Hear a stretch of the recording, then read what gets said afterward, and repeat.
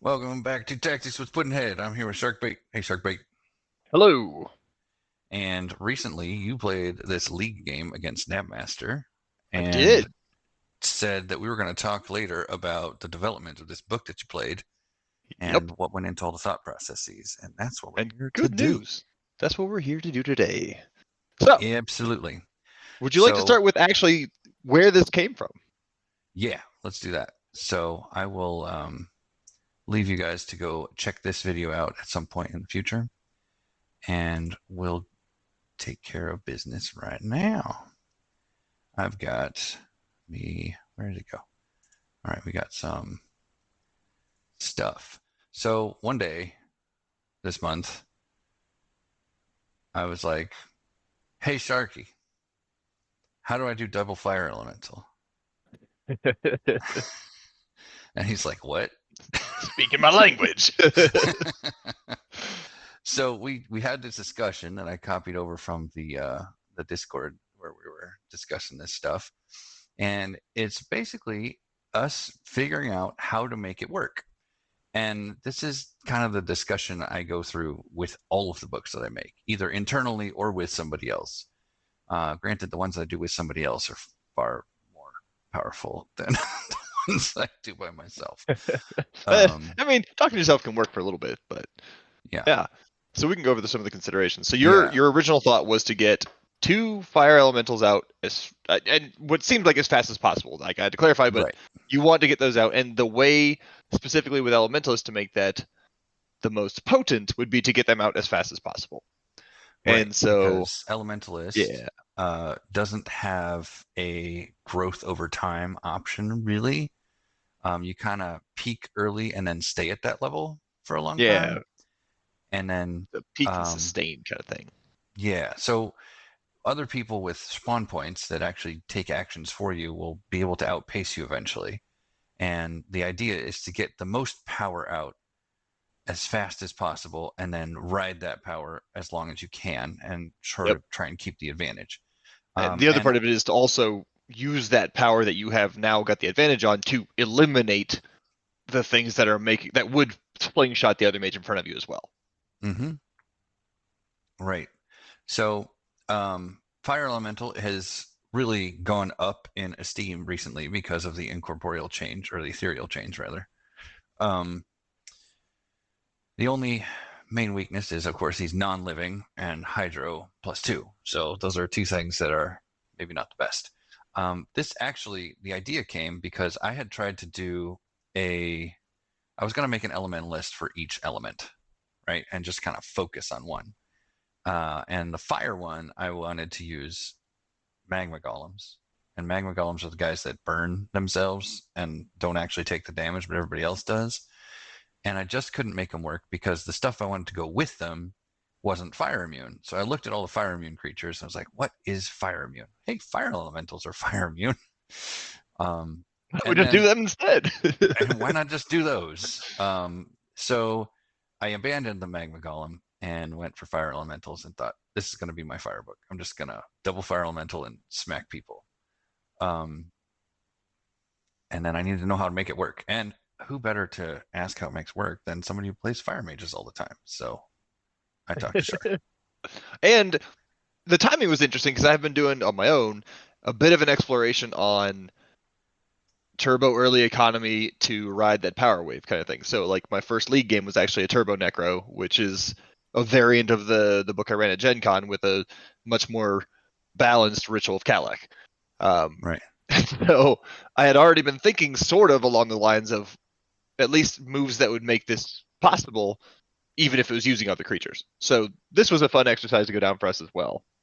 And so, Yeah. at So least a to lot of me, times the first thing you think of when you think of the elementalist is natural pandemonium, right? Get that yep, yep. discount, get all those creatures out, make it work. That takes 12 mana. I was gonna say, at least to me, Um, yeah, we need to avoid Pandemonium right now because you want them out by you don't want them out any later than turn 4, and that was the target in my head. right. I didn't know if I could do it at first, but Yeah. The turn other 4 thing is where I is wanted it. you definitely don't want to just be casting two elementals and nothing else, because then you're vulnerable to early aggression. or mid aggression even. Absolutely. So You're I vulnerable to thought that basically maybe everything. if I was going to use a spawn point, I would use Battle Forge, right? So Hmm. Battle Forge obviously is the card that deploys equipment on you, and it's also flame immune, by the Yeah. way. So, Speaking of, so if I did want to put a Magma Golem in here, it wouldn't get hurt. I think it only does damage to its creatures anyway. But the idea being, I get the Battle Forge out, and that starts to get me a little bit of armor so that I can weather an early storm. And when they get to me, I'm dropping a fire elemental. And then they're like, oh crap, I better deal with that. And while they're dealing with that, I drop another fire elemental. And then they're like, I got to get out of here. And it's too late. That's kind of that's the hope. the idea. Um, so And this idea does go through some iteration throughout our yeah, discussion we here do. too. So we talk about maybe not as fast. We talk about how pandemonium might work, might not. Brace yourself might be a stopgap measure. I definitely use that in my Winter War Wizard book. Brace yourself being an early stopgap until my forge could get online. Um, Yeah. but if you're talking forge and pandemonium, that's a fire elemental, right? Yeah. It's a bit too much to make all of that come together in a fashion that is timely enough to not be considered just a fun book. Right. So, and Shark realistically says that's going to be too late. Um, and I'm just like, well, I've seen other elementalists play Pandemonium and get out the cheap creatures first, like something that gets the 4 discount and is suddenly half price or close to it, right? Hmm. But that doesn't, I've noticed that just doesn't give you enough power on the field early enough. So I really didn't want to do that. And then Shark's like, well, what about Ritual? Yeah. Like I said, this is right in the middle of when I was messing around with it. And then the initial run through looks something like this: turn 1, Lotus and Ritual. So you're ending the turn with 21 mana. And then you get your Amulet, your Forge going. And then you can get one Elemental out by turn 3 and the second Elemental out by turn 4. Um, Yep. but of course, these guys also have upkeep, which means that messes with your mana economy. Which is So, why if you're aiming for that 4 turn thing out there, you want them cast on turns specifically 3 and 4, so that way you pay the least amount of upkeep while still having them dangerous. mm-hmm. Like one of them can still attack on turn 4. So if someone is in your face, you can go scare them away.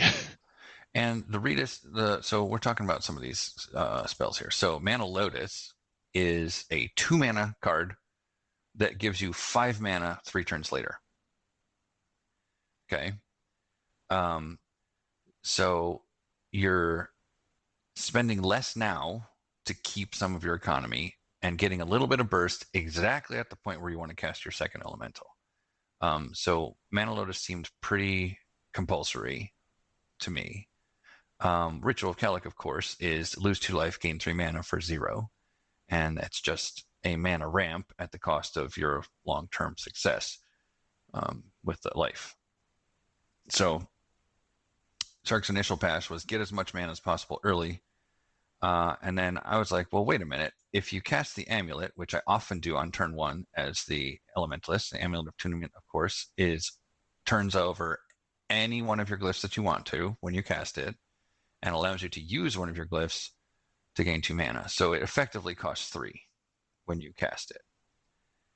And the stuff that you're going to be casting, say that you've got this Battle Forge on turn 2, also flips a fire glyph. So you can use that for mana as well.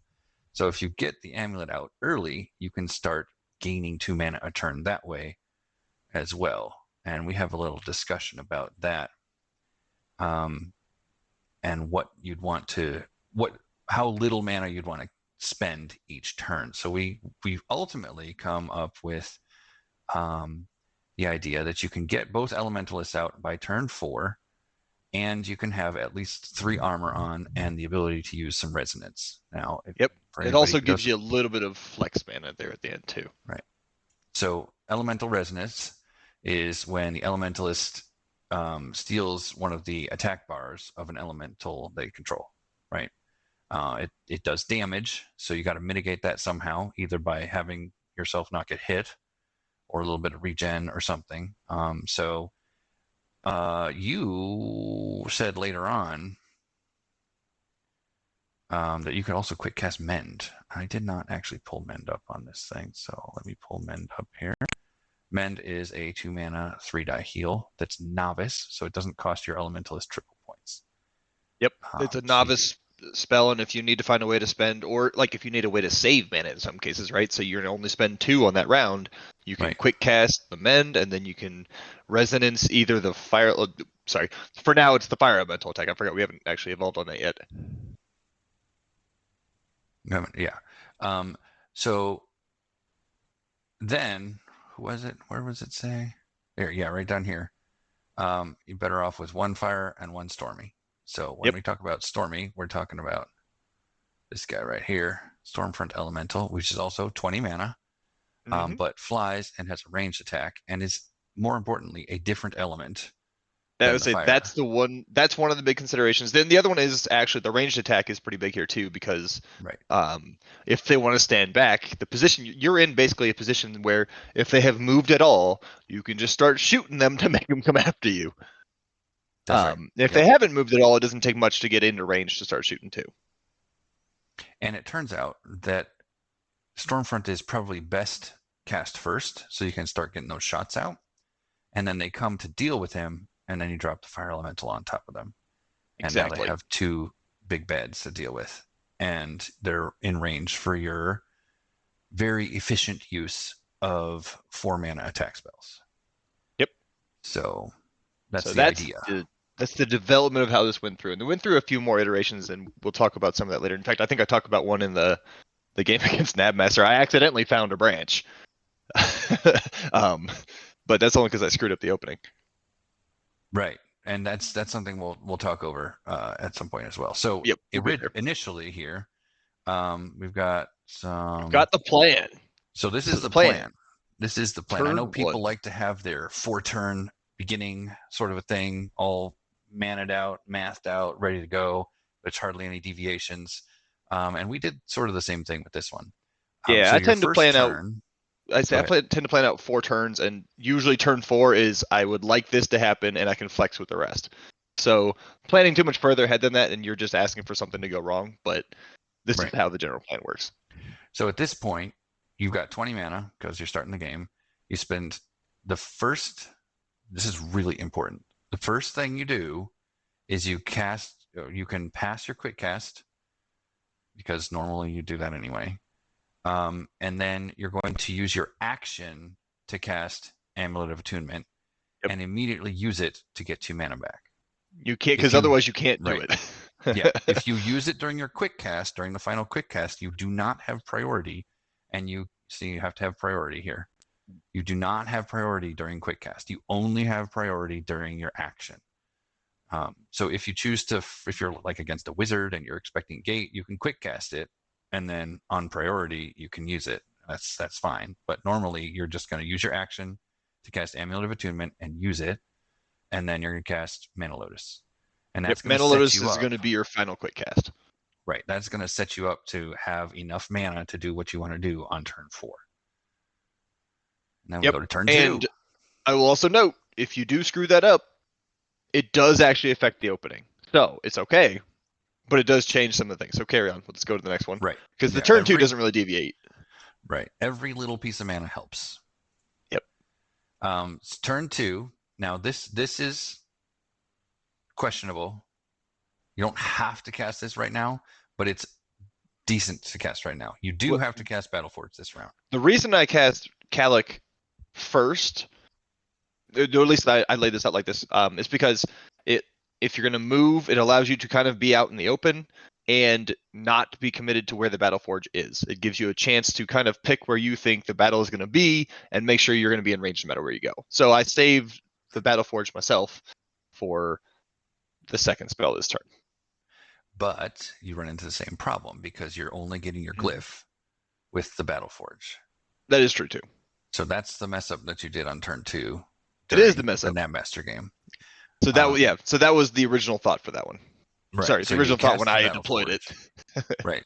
You cast the Battleforge to get your glyph, and then you use your amulet, which we showed here. You use your amulet to get your 2 mana back. So you basically cast the Battle Forge for 6, Yep. right? And then you gain 3. So you've spent 3 total mana this turn, effectively. 3 mana and 2 life. Yep. And you were already at, what are we at during this time?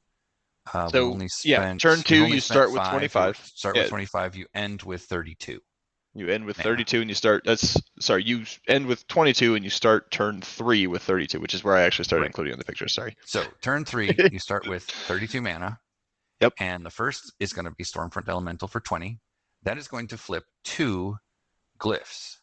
And this is important because that allows you to get 2 rounds of using your amulet without casting another elemental spell if you have to. Yep. Like if It also something... allows you to flex a bit into, if you decide to go on the attack mode not too distantly, that air rune in particular is really helpful. Right, and obviously you get 3 spells on turn 3 because you cast Battle Forge on turn 2, and that allows you to cast another spell. And leather is so good that it's so bad. You get 2 mana for 1 armor. It's just ridiculous. And it's novice, so you don't have to pay extra for it. Yep. This could be something else if you want to, because you do have 32 mana, and you will be able to get the Lotus next turn. We'll talk about the flex mana next turn. Yep, that's right. Using as little mana as possible this turn is probably your best course of action, just so that you have enough flex. Yeah, it's more like maximizing. And in this case, I think the leather off the forge should be almost a default for this one. It's the spell 2 that I laid out for your mage casting that can flex a little bit. Right, this will be your quick cast for the turn. Either Hawkeye to flex into start doing attack damage, or leather to keep yourself more protected. Theoretically, you could also do bear strength to add as well instead of Hawkeye. I have often done leather gloves. Just because, not leather gloves. I actually have gloves of skill in my book, but I don't. Yeah, I picked any leather for this picture. It could be a leather. Yeah. Pick your flavor of leather, and it's important here, or it's good here because there's plenty of spare types of slots, I guess.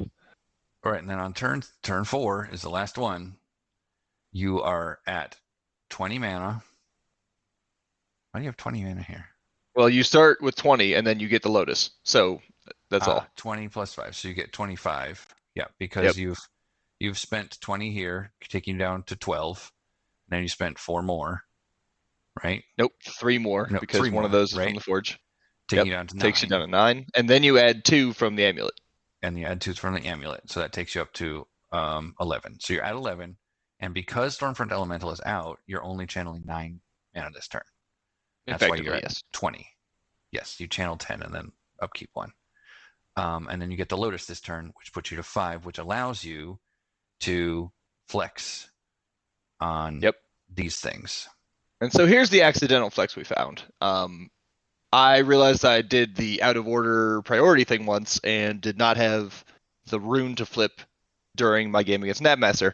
And I'm like, why can't I cast Fire Elemental? And once I realized it, I'm like, it's probably better this way anyway. I flexed into the Iron Golem, which is 7 mana less, still gives you a 6 die attack to steal from Resonance. And the way that particular fight was going, he was coming to me, so I didn't have to worry about slow. So Iron Golem is a good alternative. Some of the other alternatives that I was thinking of also would be like Tide Elemental is actually pretty good. And actually, that's it. Tide Elemental is the other good one. So if they put an aggressive Battle Forge out and you want to go hit that thing, you can put a Tide Elemental out and hit both Hydro attacks from your mage and your Tide Elemental to knock that over if you really want to. Those are the options. Golem is the resonance target par excellence. Oh, right? It's beautiful. There really isn't a better resonance target because you take 2 damage, or even the golem can take 2 damage for you, and you get 6 dice on your melee attack. It is insanely good. Massively good. And if you are packing some of these, the golem is an excellent target for strike cards as well. Yes. So the other thing to go along with that I would put in every single elementalist all the time, just because it's 3 the points. The other benefit and of gives it you so much flexibility. Go ahead. Yeah, the other flex here though with the Iron Golem is if you're not going to go straight up Fire Elemental, which you can, if you go the golem route, you can get both elemental mail and regrowth belt on this turn. That's right. Otherwise, you get to choose one. Yeah. So you're going to choose So, one of these with Fire Elemental yep. and pretty much do nothing else with your turn. Or, But you'll have, if I remember right, yeah, that's all of your mana. You could also go a cheaper spell, like right, another leather piece or something like that, and then have more flex mana for a quick cast. But the elemental mail is so important to getting out that it's probably actually better just to let the mana build up on the battle forge and cast the elemental mail.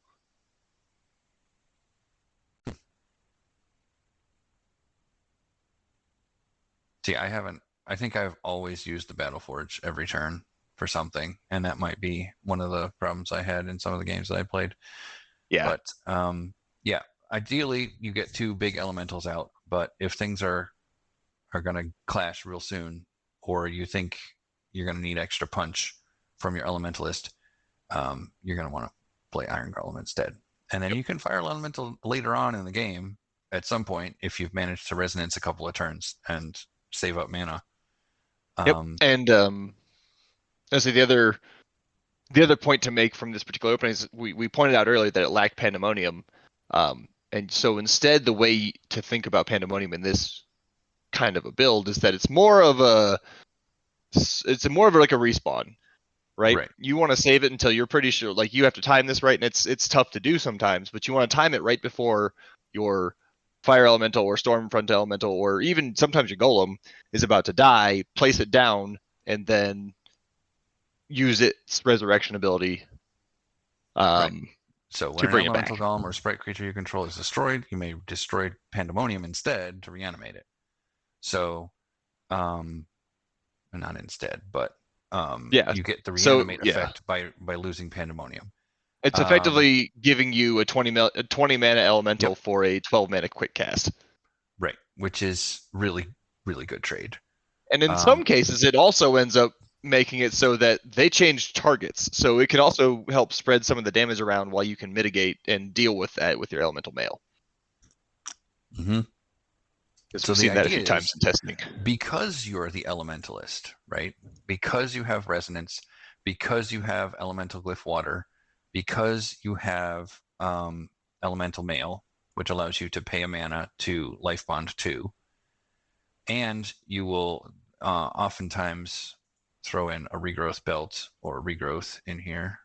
There's my, oh, that's, I advise regrowth belt because it comes off the forge. It's beautiful. yeah. So right, regrowth belt right here, regenerate 2 for your mage. Um, you can take damage for your elementals and let them do the heavy lifting and just throw attack spells or positional spells, or mitigate their or destroy their mitigation. Like rapid dismantle or acid ball or something.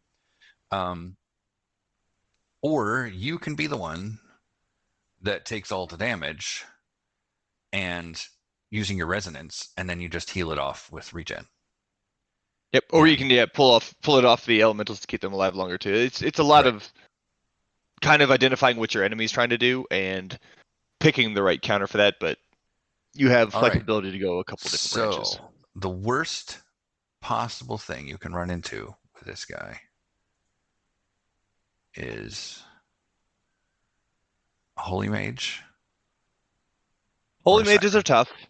Um, and I Because don't know. of Holy mages are tough, but they can be dealt with. It's a matter of being ready to deal with it, but you have to be ready for it. But yeah, you're gonna show right, pillar. yeah.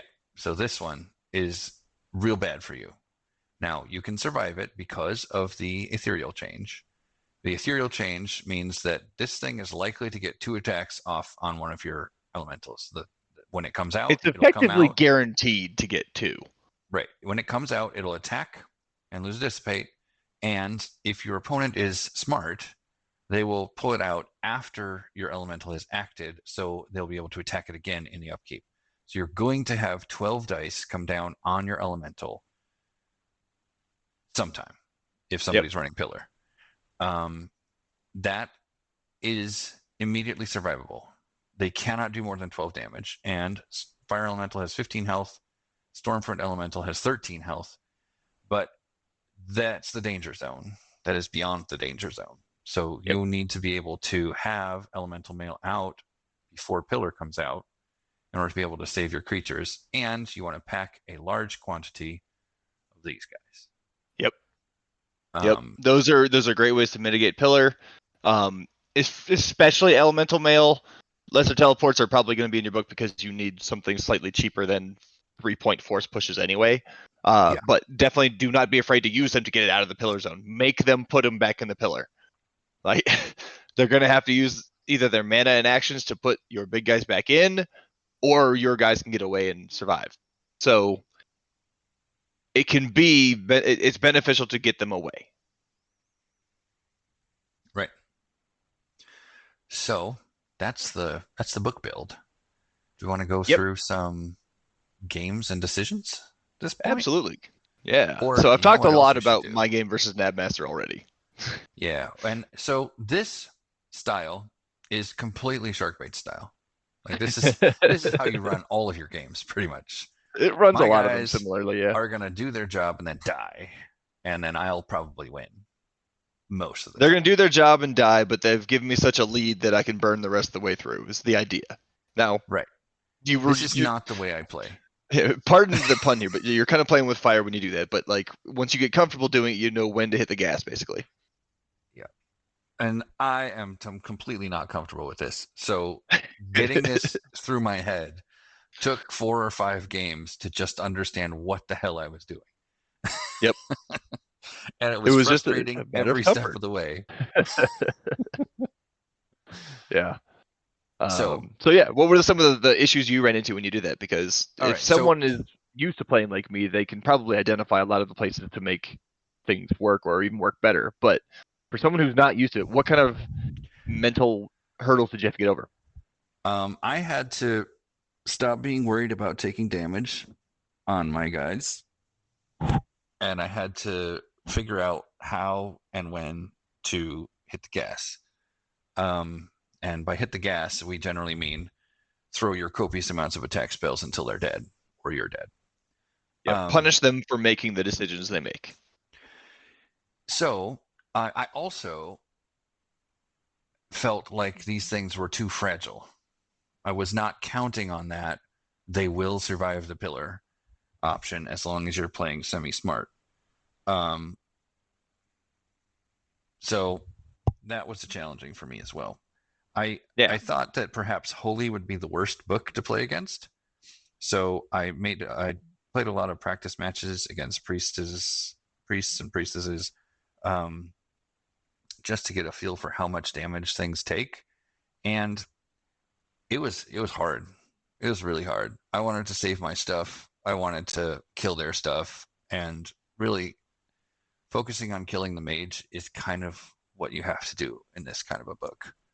Yep. Um, You can't let them sit and there and attack you because if you attack them, then they're going to start healing, and if they're healing, they're not hitting you. right, so it works a lot better against uh, a couple of buddies or a solo mage than it would against a swarm. You kind of have to get that focus fire. Excuse the Yeah, if pun. you're going to go up against the swarm, you want to make sure you start eliminating the swarm. Fire So elemental in particular is actually really good against swarms. yeah, you Um, should be able to focus fire enough to kill things as they come out, and maybe even faster, using your elementalist's health as a battery for doing damage because of this resonance. You yep. get double shots on Stormfront Elemental or double hits from Fire Elemental or Iron Column. Yep. And And the other anything part of that though is taking, the water glyph becomes really important as well. yeah, anything taking 14 dice from you should die if it's a Yep. swarm book. It should at least be so injured that it's or you should be able to push your advantage to the point of it being back to your side, not like you're Right. you're you're being outnumbered. It should die. I don't want to say should die, but like you should accomplish the goals you have with that much dice in a Right. turn on something that has just been cast. And you do also have, like you have Stormfront, you have Fire Elemental, you have your Elementalist Resonance, and you still have your Quick Cast, which can Yep. be buffed with a glyph. It can be buffed with Hawkeye. It can be buffed with a damage ring.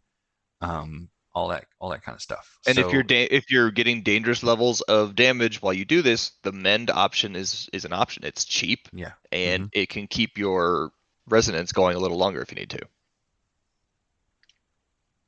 right, and it rewards tactical play. So positioning is very important. Target selection is also very important Yeah, too. target Identify what the selection. biggest threat to your immediate situation is and nuke If they it. decided to put a divine might on something, you kill that something, Yep, you regardless don't of have what to else don't is waste out time there. dispelling, just kill it. So Yeah. after So do you that, want to I go? Oh, had sorry, yeah. so after I spent some time playing Holy, I finally got Shark in on one of the games to tell me what I was doing wrong. And what I was doing wrong was I wasn't sticking to the script. Yep, you were getting So scared. I was getting scared. I was like, I got to get these other things out. I got to get these defenses up. I got to get this stuff happening. And if I had just cast the freaking fire elemental, it would have been fine. That or And even I the Iron Golem. But yeah, yeah, some things you and take the power level to a whole different stratosphere here. so I was playing on half power and wondering why I was failing. Yep. The other part of Um, it is Stormfront. If you're going to lead with Stormfront Elemental, which has become one of my favorite elementals, don't get me wrong, it's not a great primary threat. It is a much better force multiplier. So if that's the only elemental and or threat that you have, it kind of fades quickly. There's not a lot you can do about it. Whereas if you have that fire elemental or iron golem out, and they do decide to focus again on this stormfront elemental, you can put a ton of dice into them by the time they would kill it. yeah, Like if it takes them 2 turns to kill a stormfront elemental, you can put 24 dice into whatever is killing you. And I mean that by Iron Golem, Resonance. Do it again next turn. That's 24 dice by the time that they have killed a Stormfront Elemental. Does it and always work? it No, should you have to not. deal with it sometimes, but that's still a lot of dice. It should not be underestimated the power of this day's stun on Storm Elemental, That's true too. and your ability to use your glyph to give that +4 to the Yep. effect die. That Yep. You is have lots of ways to help mitigate 4 up their attack. days and a 7 up stun. That is Yep. pretty You have a impressive. really good chance to blunt their attack while also still throwing a large amount of dice. So if they overextend to kill the Stormfront Elemental, you make them pay for it. And that was the thing that was not coming to my brain, right? Make them pay for it instead of make them not do it, right? I'm so used to playing the game where you prevent the things from happening or you um, undo the things that just happened, that just throwing more dice and making them pay for doing the things that they're doing was not my play style at all. Yeah, it was a bit Um, foreign concept there. so I was like, okay, fine. I do this script. I do the script, and then everything works out from there. Well, so I decided I was going to play my league match with this book against Trico, and so I'm like, all right, this feels good. I know what I'm doing for the first 4 turns, and then he pops a siren down on the other side, and I think to myself, Storm Elemental is not going to do anything. Fire Elemental is going to die.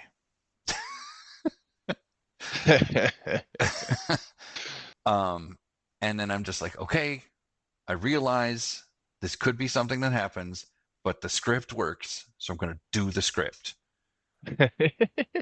So I do the script. What do you know? It doesn't work because Yeah, right. Storm Elemental doesn't do anything, and the Fire Elemental dies. Yep.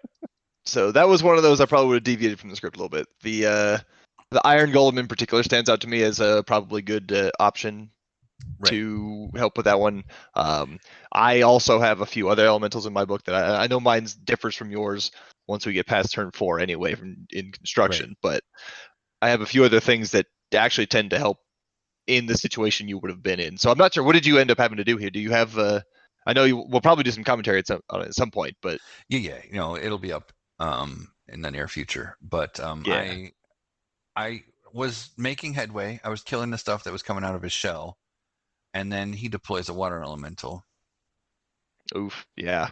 and That's a I'm tough like, one. well, crap, Yeah, that's a tough one for a fire because elemental to deal water with. is greater than fire Yeah, in in that this case. But game. Yeah, I don't know how much I don't know how much frost you have in there, but frost might actually been a good help there too. yeah, it might have been nice. No, I'm Did you largely fire and lightning in this book, That's so fair. Did you consider getting rid of the shell?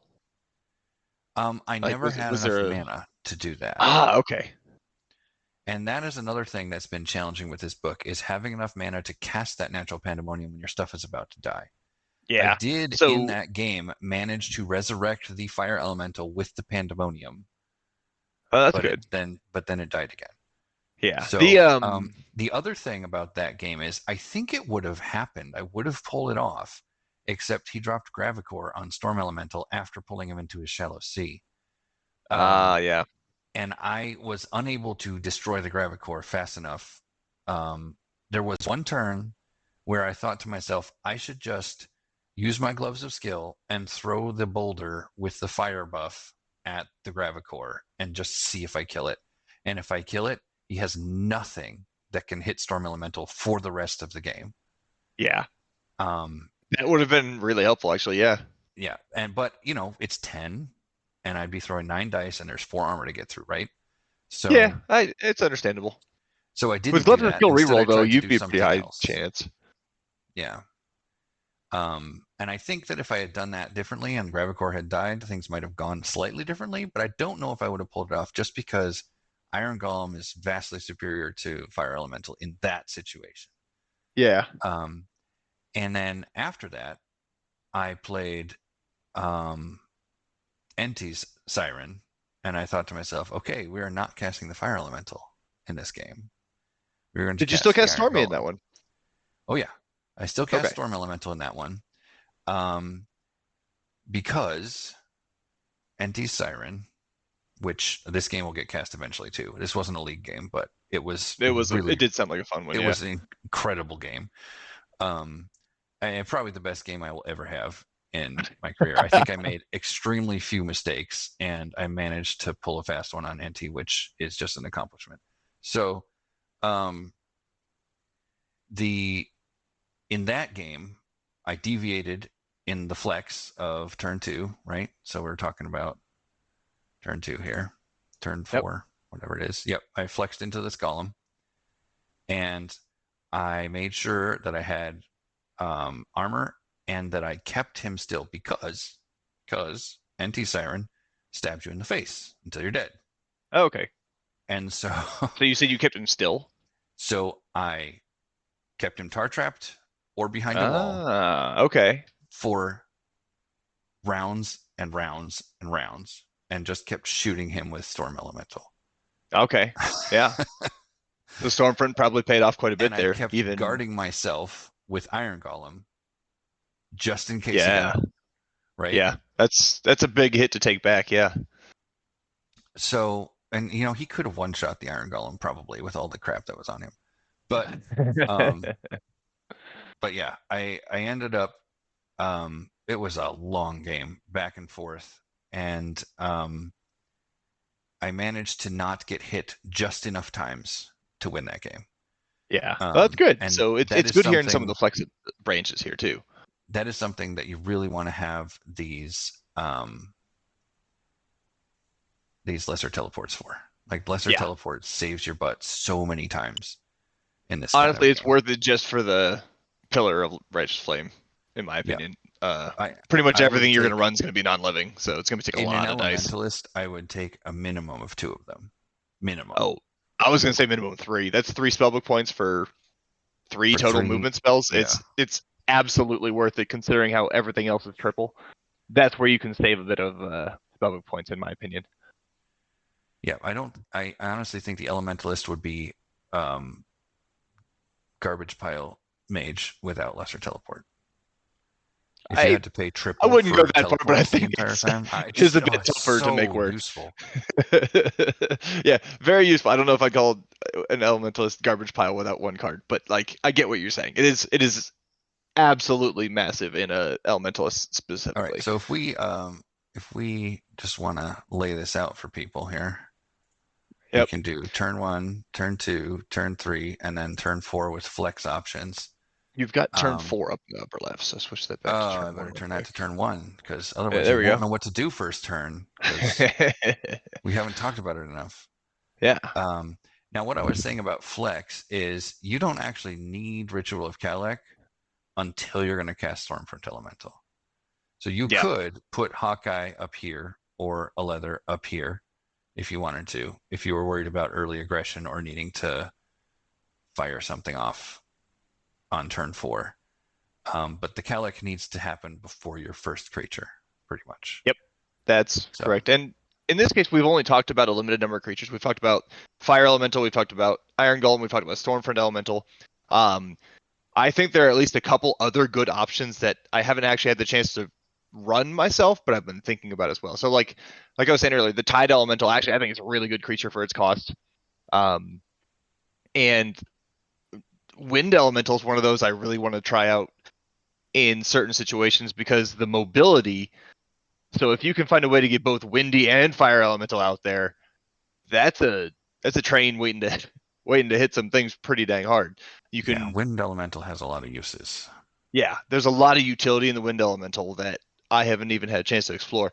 And my default is going to be Stormfront, but that doesn't mean that you can't swap in any of the large 20 mana elementals in there. In fact, I wanted to try an Earth Elemental at some point too, because that thing just takes hits like it's its job.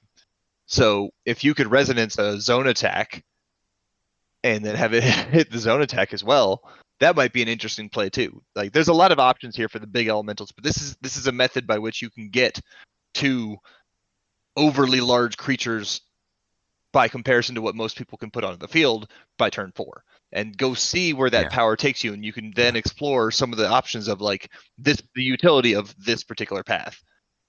So it's not quite as efficient to do it the way I'm about to say, but any mage can do this if you replace the amulet with a crystal or with Yep. a piece of leather or an enchantment, right? Or a ritual. Right. Or you could do another ritual. I would probably caution against doing that with a 32 life mage, but Yep. if you can make Certain it mages work, can make it make it work. work. Yeah. But any mage can do something like this. If you put a crystal in here, you'll just have less flex mana on this turn. Yep. This is a good way to look at trying to turbocharge an early game. Now, be aware, when you do this, you are absolutely the most vulnerable on turn 4. You will be practically out of mana, and you only have one of your two big creatures online ready to do stuff. That's part of the reason that I tend to put 2 to 3 armor on by this point, because that is your most vulnerable point, and if you can survive that without taking too much or without getting too far behind, you can recover and push the advantage that you have. Your next most powerful turn really is turn 5 is pretty good. Turn 6 can be even better. Like you can still raise that back, but the vulnerability of having no mana out there by the end of turn 4 is a bit frightening. So Yeah. just be aware of that. If you're aware of your own weakness there, you can be ready for what they're going to try to do, or you can try to counter what they're going to do. Right. It's not only having no mana on turn 4 at the end of turn 4, it's that you only have 8 on turn 5 That's and also true. going forward. Like you only have 8 mana a turn to do Yep. things. And that, Which is why you run a cheap spell plus the right, amulet if you can. right. Like if you can get um, a Oh, in cheap resonance. spell Sorry. that will put the amulet online, Yep. that's even better. Yeah, Um, Jetstream is another good option. Firestream and Jetstream are both yep, great. Hurl Rock also great for that because yep, Hurl Rock actually activates a rune or the glyph that you can armor up even more if you need to. yep, absolutely. All of those cheap That spells, and something I hadn't really talked about because it wasn't super relevant yet, but the what I'm trying to say, the Elementalist in particular is really good at turning level 1 spells effectively into level 2 spells from attack spell right. perspective. So if I go back to this one here, you got your elementalist stats allows you to use the fire. So if you got a wand that's got Firestream on it, every turn you spend 7 mana, which is one less than a fireball, to basically gain a fireball. Yep. It is slightly lower range, and you run the risk of people coming to knock your stuff off, and that's fine. If they do that, just punish them for it. Be aware of what they're going to do, and do what you can to make sure that if they're going to do it, you trade positively. And I mean by that's what I say when I say punish them too. Like if they're going to come close enough to dissolve your wand, or if they're going to try to do that, hit them. Make them pay for it. Yeah, you This is can a bully always, mage. Go bully them. if you were planning to, it might be even worth it to, if you were planning to use your wand, also prepare a second copy of that attack spell. Yep. Because you can always use that with your quick cast instead of your wand, and you can walk in with your Iron Golem punch, using your taking 2 damage, and you can punch them for 8 dice using the fire glyph. Yep. So, And the other part of it is also if you want to not take some, or if you want to go in and hit them and then be worried about the damage, Swell is the 4-mana spell. And that activates your water glyph, which then you can use to effectively, if you still have your regrowth belt on, heal 4 in the next round. So like, yep, there's all kinds of options for triggering the special stuff that the Elementalist can do that makes it both unique and strong.